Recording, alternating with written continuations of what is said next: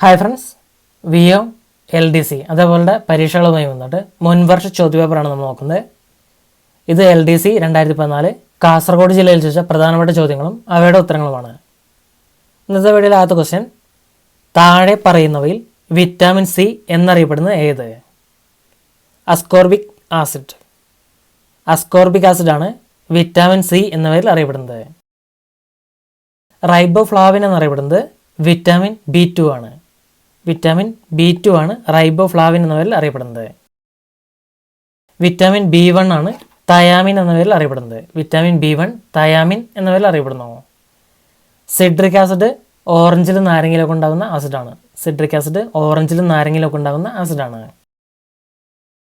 Casimir ഫംഗാണ് ജീവങ്ങൾ കണ്ടുപിടിച്ചത്. Vitamins കണ്ടുപിടിച്ചത് Casimir ഫംഗാണ്. Vitamin ADEK കൊഴുപ്പിൽ ലയിക്കുന്ന വിറ്റാമിനുകളാണ്.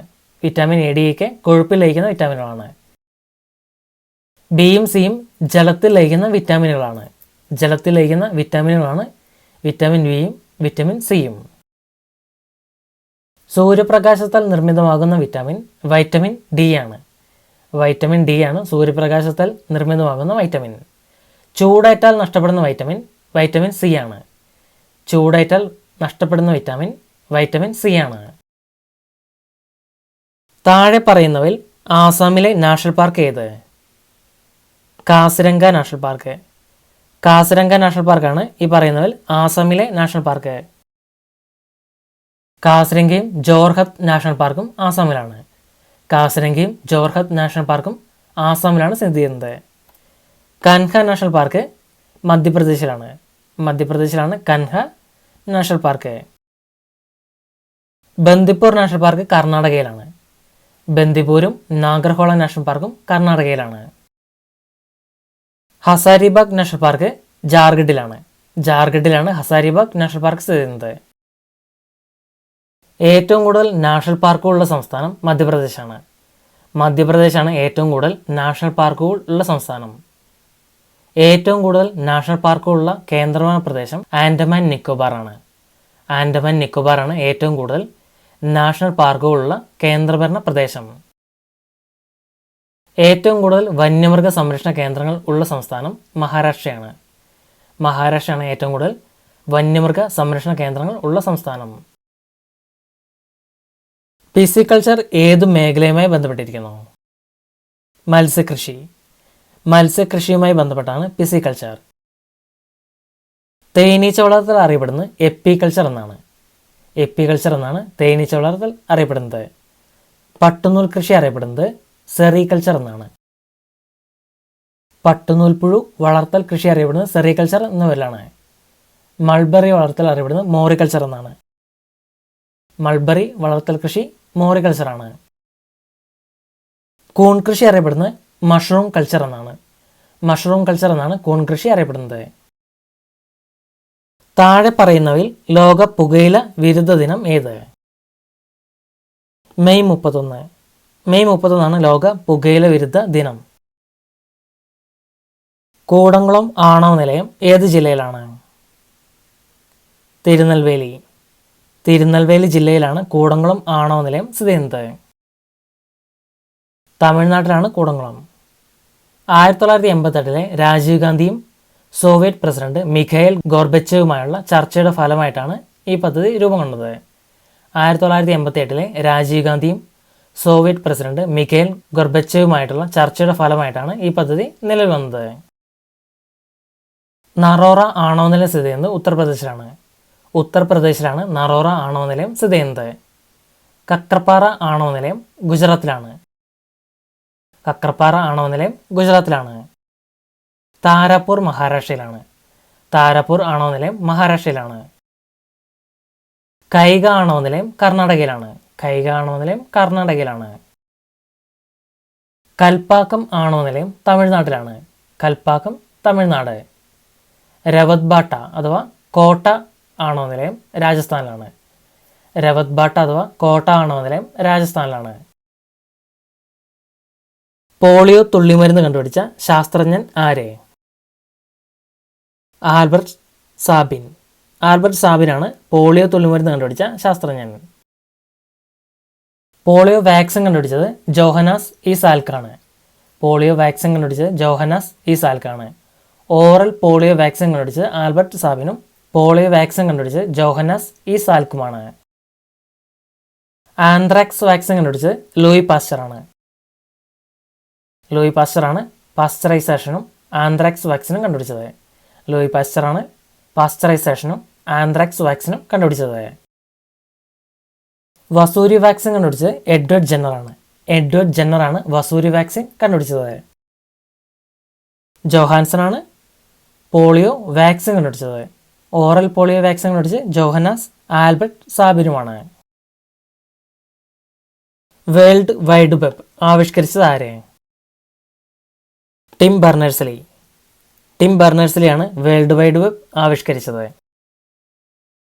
വേൾഡ് വൈഡ് വെബ് അഥവാ WWW. മൈക്രോസോഫ്റ്റിൻ്റെ സ്ഥാപകനാണ് ബിൽ ഗേറ്റ്സ്. ബിൽ ഗേറ്റ്സ് ആണ് മൈക്രോസോഫ്റ്റിൻ്റെ സ്ഥാപകൻ.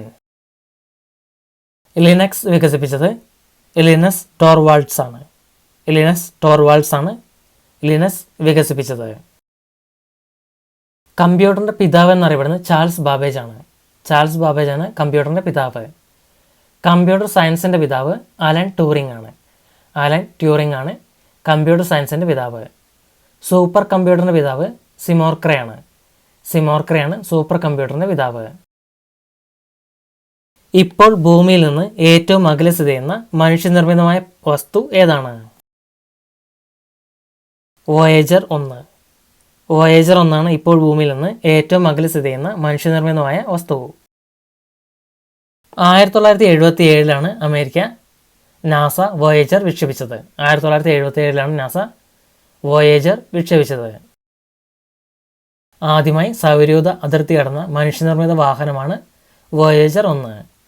ആദ്യമായി സൗരയൂഥ അതിർത്തി കടന്ന മനുഷ്യനിർമ്മിത വാഹനമാണ് വോയേജർ 1.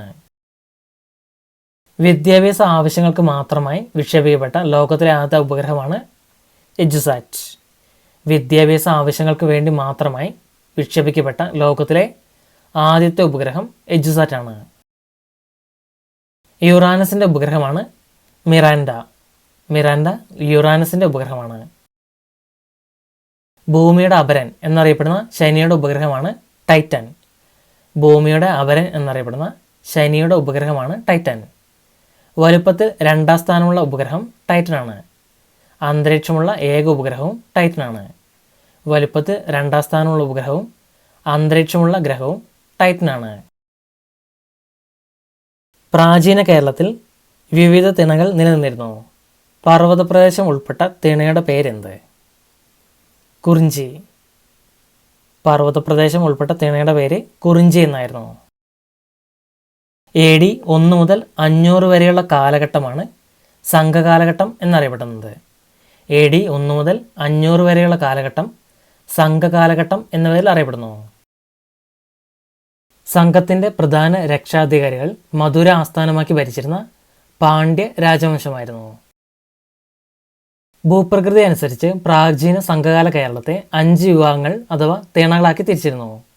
ഇവയാണ് സംഘകാല കൃതികളിൽ ഐന്തിണ എന്നറിയപ്പെടുന്നത്. ഐന്തിണ. മുല്ല എന്നാൽ കാടുകൾ നിറഞ്ഞ പ്രദേശമാണ്. മുല്ല എന്നാൽ കാടുകൾ നിറഞ്ഞ പ്രദേശമാണ്.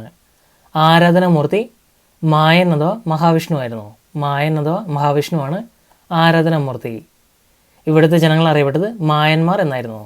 ഇവരുടെ പ്രധാന തൊഴിൽ പശുപരിപാലനമായിരുന്നു. പശുപരിപാലനം. പാലൈ. വറ്റിവരണ്ട പ്രദേശങ്ങളാണ് പാലൈ എന്ന പേരിൽ അറിയപ്പെട്ടത്. ആരാധനാമൂർത്തി കൊറ്റൈവയാണ്.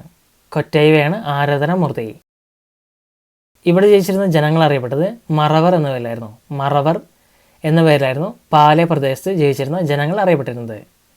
യുദ്ധവും കൊള്ളയടിയുമായിരുന്നു പ്രധാനപ്പെട്ട തൊഴിൽ. യുദ്ധവും കൊള്ളയടിയുമായിരുന്നു പാലൈ നിവാസികളുടെ പ്രധാനപ്പെട്ട തൊഴിൽ.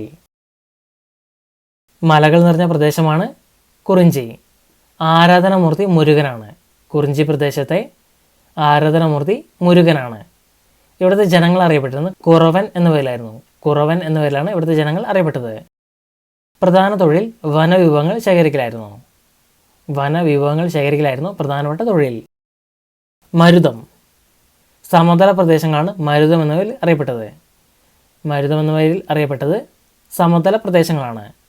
ആരാധനാമൂർത്തി ഇന്ദ്രനായിരുന്നു. ഇന്ദ്രനാണ് ഇവരുടെ ആരാധനാമൂർത്തി. ഇവിടുത്തെ ജനങ്ങൾ അറിയപ്പെട്ടത് ഉഴവർ എന്ന പേരായിരുന്നു. ഉഴവർ എന്ന പേരായിരുന്നു ഇവിടുത്തെ മരുതം പ്രദേശത്തെ ജനങ്ങൾ അറിയപ്പെട്ടത്. ഇവരുടെ തൊഴിൽ നെൽകൃഷിയായിരുന്നു. നെൽകൃഷിയാണ് മരുതം പ്രദേശത്തെ പ്രധാന തൊഴിൽ. ഇനി ഇതുകൂടാതെ 5ാമത്തെ തിണയാണ് നെയ്തൽ. തീരപ്രദേശങ്ങളാണ് നെയ്തൽ എന്ന പേരിൽ അറിയപ്പെട്ടത്. വരുണൻ അഥവാ കടലോൻ ആണ് ആരാധനാമൂർത്തി. നെയ്തൽ പ്രദേശത്തെ ആരാധനാമൂർത്തി വരുണൻ അഥവാ കടലോനാണ്. ഇവിടുത്തെ ജനങ്ങൾ അറിയപ്പെട്ടത് മീനവർ അല്ലെങ്കിൽ പരവർ എന്നൊക്കെ പേരിലായിരുന്നു. മീനവർ അല്ലെങ്കിൽ പരവർ എന്നൊക്കെ പേരിലാണ് ഇവിടുത്തെ ജനങ്ങൾ അറിയപ്പെട്ടത്. മത്സ്യബന്ധനമായിരുന്നു പ്രധാന തൊഴിൽ. ഇവരുടെ പ്രധാന തൊഴിൽ മത്സ്യബന്ധനമായിരുന്നു. സിക്കിമിൻ്റെ തലസ്ഥാനം ഏത്? ഗാങ്ടോക്ക്. ഗാങ്ടോക്കാണ് സിക്കിമിൻ്റെ തലസ്ഥാനം. ഏറ്റവും ചെറിയ രണ്ടാമത്തെ സംസ്ഥാനമാണ് സിക്കിം. ജനസംഖ്യ കുറഞ്ഞ സംസ്ഥാനവും ഏറ്റവും ചെറിയ 2ാമത്തെ സംസ്ഥാനവും സിക്കിമാണ്. ഈറ്റാനഗർ എന്നത് അരുണാചൽ പ്രദേശിൻ്റെ തലസ്ഥാനമാണ്. ഈറ്റാനഗർ എന്നത് അരുണാചൽ പ്രദേശിൻ്റെ തലസ്ഥാനമാണ്. ഇംഫാൽ എന്നത് മണിപ്പൂരിൻ്റെ തലസ്ഥാനമാണ്. മണിപ്പൂരിൻ്റെ തലസ്ഥാനമാണ് ഇംഫാൽ. സിംല എന്നത് ഹിമാചൽ പ്രദേശിൻ്റെ ഒരു തലസ്ഥാനമാണ്. ഹിമാചൽ പ്രദേശിൻ്റെ ഒരു തലസ്ഥാനമാണ് സിംല.